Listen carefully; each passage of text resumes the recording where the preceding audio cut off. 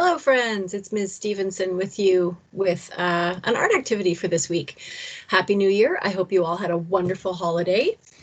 In this activity, we need markers or something else to draw and color with. You can use pencil crayons, you can use crayons, you can use pastels. We need white paper and scissors. You might also want to use a pencil and an eraser if you want to draw your picture first in case you make a mistake and you want to erase before you color it in. That's fine too. So we're going to do a little bit of cartooning today. And I'm going to show you how to make a picture with eyes that move. Okay, so the first thing you need to do is you need to draw two ovals like this, okay, kind of in the middle of the page, and they need to be fairly big. You'll see why in a minute, but these are going to be the eyes, okay? And we need to cut this out, all right? So you may need to ask someone a little bit older than you to help you with this if you find it tricky, but we need to cut it out. And just like always, I'm going to keep my scissors in the same position, and I'm going to move the paper around with my other hand, okay? I find that's the easiest way to cut something. So I'm going to put a little hole in the middle, and I'm just going to cut over to the line. I'm going to cut around. It does not have to be exactly on the line. If you go off the line, that's fine. Just do your best. You go all the way around. There.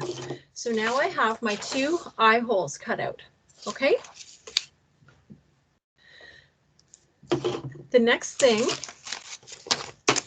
I want to do is I want to draw a face around the eyes. Now, I'm going to draw a dog, okay? So I'm going to draw the bottom of the dog's face. See? There's his nose. And then I'm going to draw his head around the eye holes and ears. Okay, that's the way my dog is going to look. And I will color him in as well. All right. Maybe for now, I'll at least color the nose, and I'll color the rest later.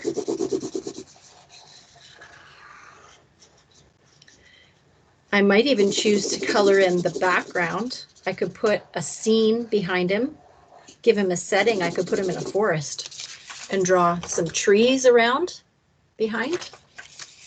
Or I could draw his doghouse behind him.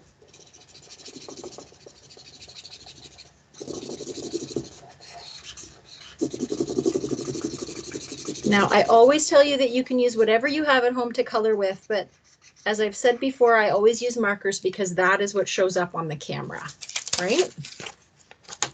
Other materials are just as great. So here's my dog. Now, I have the large eye holes cut out, and there's a reason I cut them out. I'm going to put another piece of white paper behind. Okay, like that. And then I'm going to draw circles in the middle of where the holes are. So you see the holes? I'm going to draw the circles in the center of the holes. They don't need to be very big.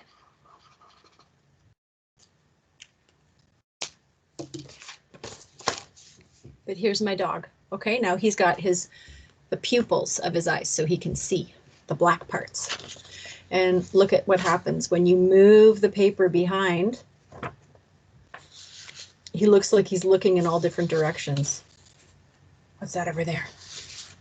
What's that over there? He can look up. Maybe something's happening above.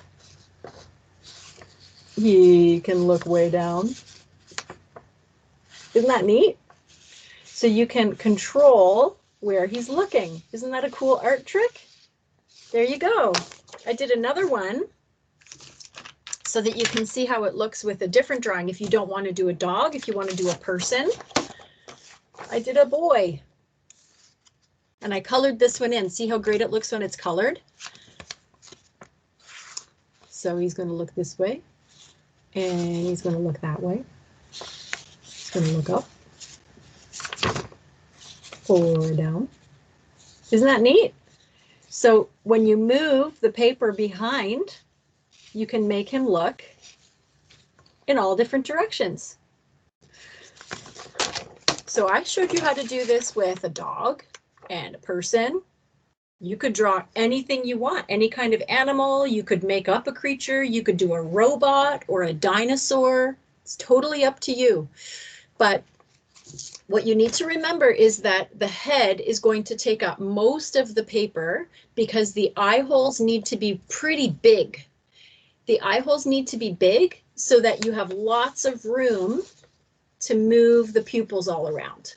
If the eye holes are small, the effect does not look as great. Okay, so you want the eye holes to be big and the pupils, the circles in the middle, to be kind of small so that you can really see a big change when the little black circles move around. All right, and that's how you do it, my friends. I hope you have a lot of fun with this one.